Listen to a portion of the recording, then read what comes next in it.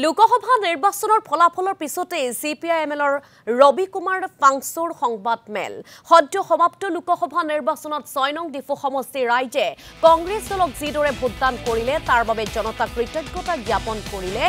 দুইগৰাকী নেতাই অৰ্থাৎ প্ৰাৰ্থী জয়ৰাম ইংলেঙো উপস্থিত আছিল এই সংবাদ মেলত ইফালে জিলা কংগ্ৰেছৰ সভাপতি বিদ্যা সিং ৰংপিয়া মন্তব্য প্ৰকাশ কৰিছে যে কাৰ্বি আংলং পশ্চিম কাৰ্বি আংলং ডিমা হাছাও জিলাৰ জনতাই যিদৰে ভোটদান কৰিলে তাৰ বাবে আমি কৃতজ্ঞ আনহাতে 2026 চনলৈ বিৰোধীয়ে বিজেপিৰ বিপক্ষে যুঁজ দিব বুলি মন্তব্য প্ৰকাশ কৰে জয়ৰাম ইংলেং আৰু ৰবি কুমাৰ ফাংচুৱে ডিস্ট্ৰিক্ট কমিটি লগতে মণ্ডল ব্লক মণ্ডল প্ৰমুখে আমাৰ বুথ কমিটি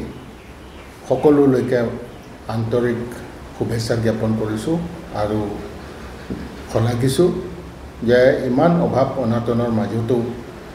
আমাৰ দলে আমাৰ কৰ্মকৰ্তাসকলে ভালকৈ ইলেকশ্যন কেম্পেইনৰ পৰা আৰম্ভ কৰি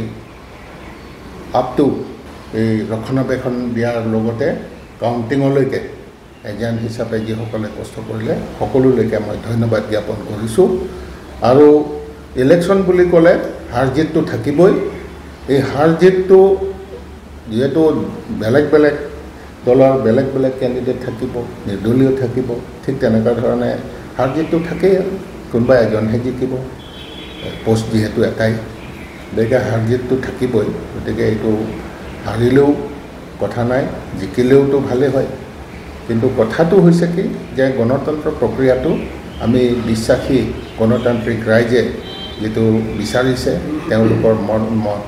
এই বেলটৰ বা EVMৰ জৰিয়তে ব্যক্ত কৰিবলৈ সেইখিনি সুবিধা দিয়াৰ বাবে আমি প্ৰথমতে আমি আম্বেদকাৰ